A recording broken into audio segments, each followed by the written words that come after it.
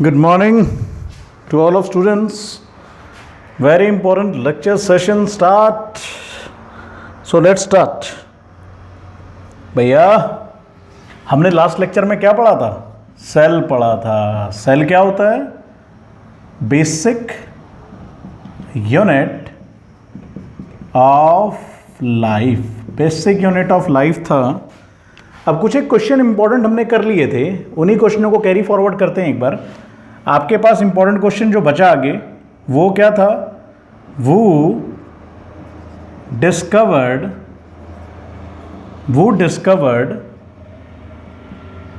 Protoplasm. वो discovered protoplasm. अब हमें ये देखना है कि प्रोटोप्लाज्म किसने डिस्कवर्ड किया था.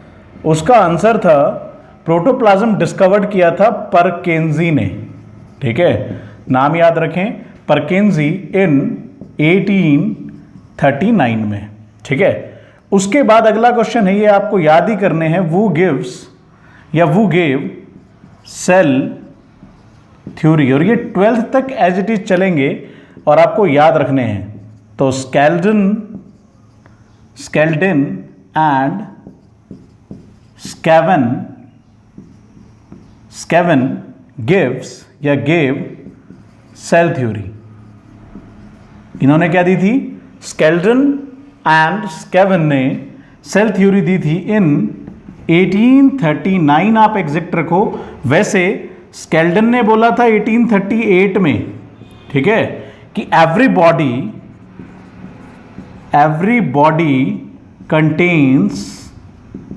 Body contains cell.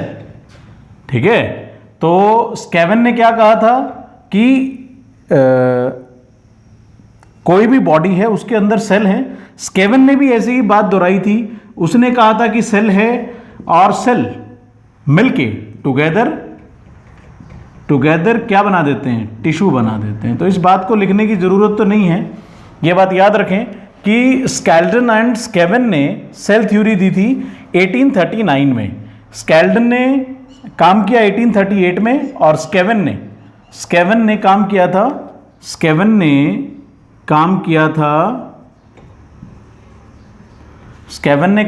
था 1839 में. टिश्यू का नाम भी नहीं लिया इसने. कहा था कि सेलों से मिलके एक बॉडी बनती है. उसे मैं टिश्यू बता रहा हूं कि टिश्यू है, लेकिन टिश्यू कहा नहीं था इन्होंने.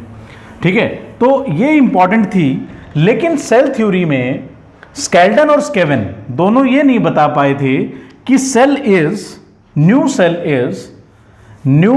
Is cell theory. Important note डाल के लिखो इस चीज को कि cell theory not describe that the new cell is developed from pre existing cell. ये नहीं बता पाए थे सेल थ्योरी वाले कि जो नया सेल है वो पुराने वाले सेल से बनता है. ऐसा ये नहीं बता पाए थे. लेकिन जो बाद में साइंटिस्ट आए उनका नाम था विरकॉव. इंपॉर्टेंट डाल के लिखो इसको भी. विरकॉव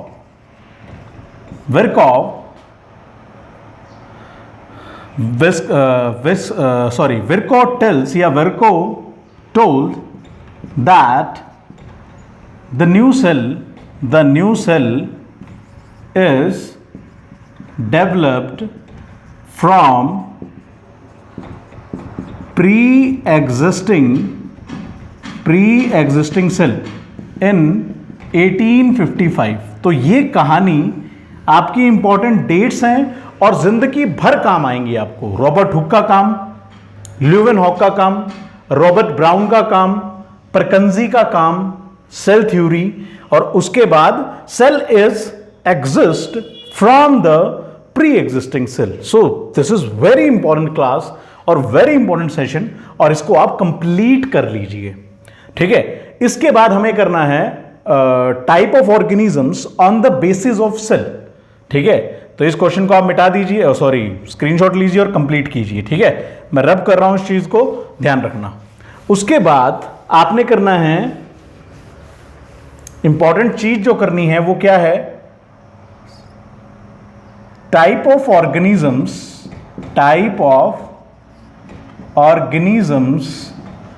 on the basis of cell. So there are two type of organisms. हमारे पास there are two types of organisms हैं, two type of organism. One is unicellular organisms. Another one is multicellular organisms. ठीक है, अब unicellular नाम से ही clear है, एक ऐसा ऑर्गेनिज्म जिसमें सिर्फ एक सेल होगा उसे बोला जाएगा यूनिसेलुलर. तो यूनिसेलुलर क्या होते हैं? Unicellular organisms, these are those organisms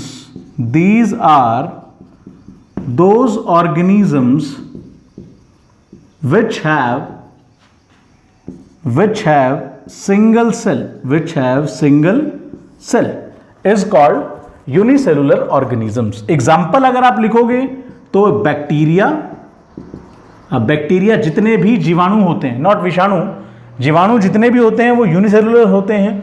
bacteria के साथ आप लिखो paramecium, very important, paramecium, paramecium very important example हैं. ठीक है, चेलमिडोमिनाज एक है, आप दो याद रखें, बैक्टीरिया और पैरामीशियम. ठीक है, तो इनको युग्लिना, एक युग्लिना और होता है, लेकिन बैक्टीरिया और पैरामीशियम आप याद रखो. युग्लिना और लिख देता हूं मैं, युग्लिना, ये भी सेम ही होता है जैसा. तो बैक्टीरिया, पैरामीशियम और युग्लिना ये सभी किसके एग्जाम्पल हैं? यूनिसेलुलर के. मतलब इनके पास सिर्फ एक सेल होता है, मतलब एक ही सेल क्या करेगा? खाने को इंटेक भी करेगा, डाइजेस्ट भी करेगा. यूनिसेलुलर का मतलब समझ लो, इसका मतलब क्या है कि एक ही सेल है. आप क्या हो? आप मल्टीसेलुलर हो. अगर मैं आपको बताऊं, ये तो यूनिसेलुलर हो गए. चलो मैं आपको रब करके ही समझाता हूं यूनिसेलुलर ऑर्गेनिज्म क्या है और मल्टीसेलुलर ऑर्गेनिज्म क्या है. ठीक है, अब आप इस चीज को लिख लो. देखो, अब आप एक यूनिसेलुलर ऑर्गेनिज्म हो. ठीक है, ये यूनिसेलुलर है, ये हम लोग हैं मल्टीसेलुलर, मतलब बहुत सारे सेल से मिलके बने हैं. ठीक है, अब क्या होता है, देखो यूनिसेलुलर में इनको खाना भी इनटेक करना होता है, फिर उसको डाइजेस्ट भी करना होता है, फिर इसको एब्जॉर्ब भी करना होता है, और फिर एक्सक्रीट भी करना होता है. ये तो एक ही सेल करेगा सारे काम, एक ही सेल के अंदर है. लेकिन इसमें क्या होता है, इंटेक के लिए अगर मैं बोलूं, ह्यूमन बींग्स का एग्जांपल लूं तो माउथ होता है. ठीक है, डाइजेशन के लिए क्या होता है? स्टमक होता है, और एक्सक्रीशन के लिए क्या होता है? एनस होता है. तो एक बात बताओ आप, तो हमारी बॉडी में माउथ भी है, स्टमक भी है, एनस भी, लेकिन यहां ऐसा नहीं है. इसको बोला जाता है यूनिसेलुलर ऑर्गेनिजम्स, और इनको मतलब ह्यूमन बीइंग्स को क्या बोला जाएगा? Multicellular organisms. हम क्या हैं? मल्टीसेलुलर ऑर्गेनिजम्स, जो काफी सारे सेल से मिलके बने हैं. तो अब क्लियर हो गया होगा आई होप कि यूनिसेलुलर क्या होता है, मल्टीसेलुलर क्या होता है, दिमाग में क्लियर रखें. ठीक है, इस चीज के बाद ये लिखना नहीं है आपने, उसके बाद यूनिसेलुलर के बाद लिखिए multicellular organisms. Multicellular organisms, multicellular organisms. These are those organisms which have